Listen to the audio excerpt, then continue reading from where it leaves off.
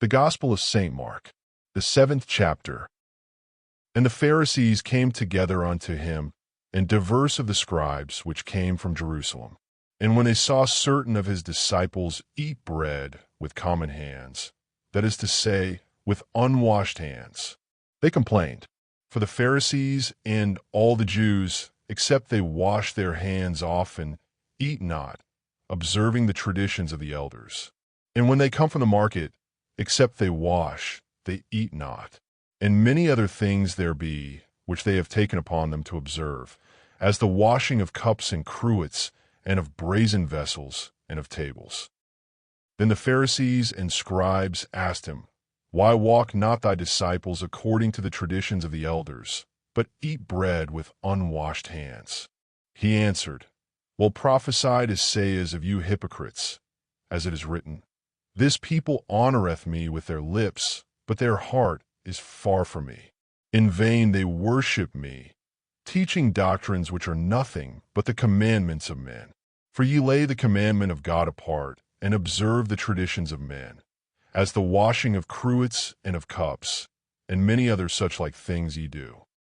Well, ye cast aside the commandment of God to maintain your own traditions. For Moses said, Honor thy father and thy mother, and whosoever curseth father or mother, let him die for it. But ye say, A man shall say to father or mother, Korban, which is to say, that thou desirest of me, to help thee with, is given to God. And so ye suffer him no more to do aught for his father or his mother, making the word of God of none effect through your own traditions which ye have ordained. And many such things ye do. And he called all the people unto him, and said, Hearken unto me, every one of you, and understand. There is nothing without a man that can defile him when it entereth into him. But the things which proceed out of him are those which defile the man. If any man have ears to hear, let him hear. And when he was entered into a house away from the people, his disciples asked him of the similitude. And he said unto them, Are ye so without understanding?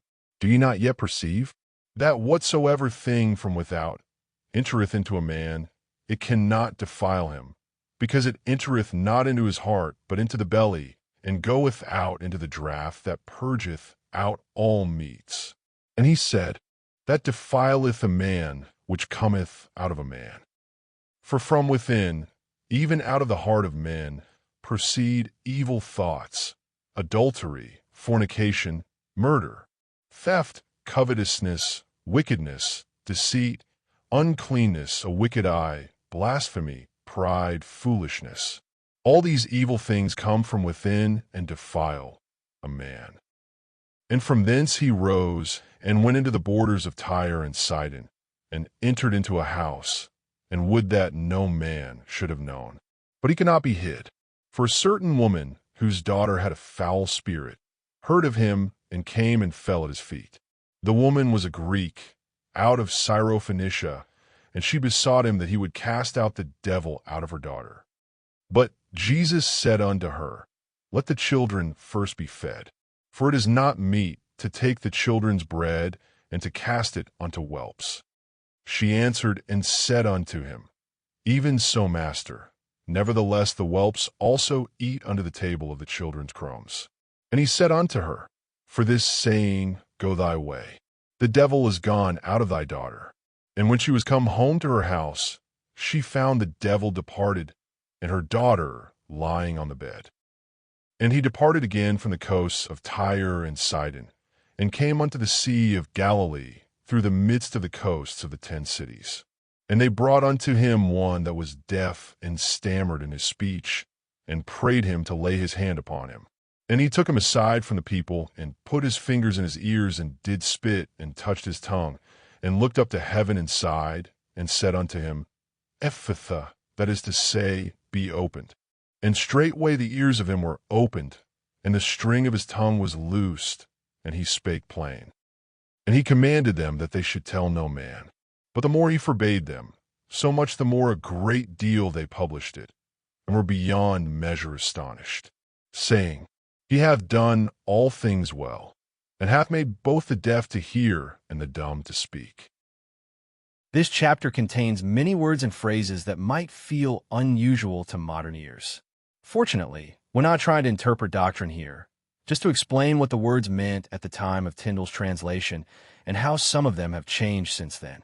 Let's begin with a couple of general notes about the language itself. The word ye simply means you, usually when speaking to more than one person. And those old-fashioned eth endings, like in saith, cometh, or goeth, are just the older way of saying says, comes, or goes.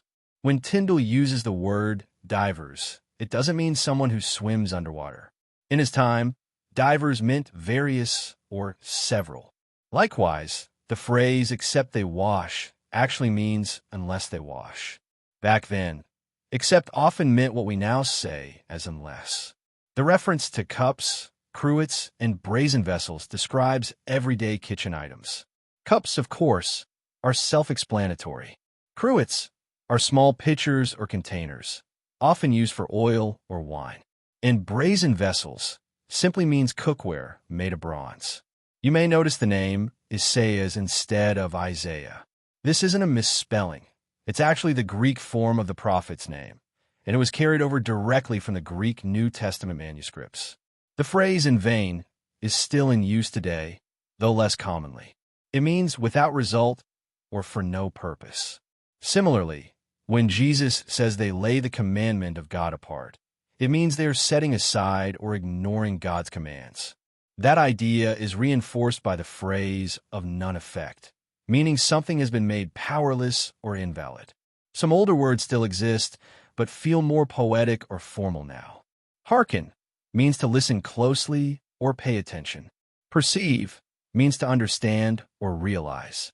Whatsoever is simply an older way of saying whatever, and from without means from the outside.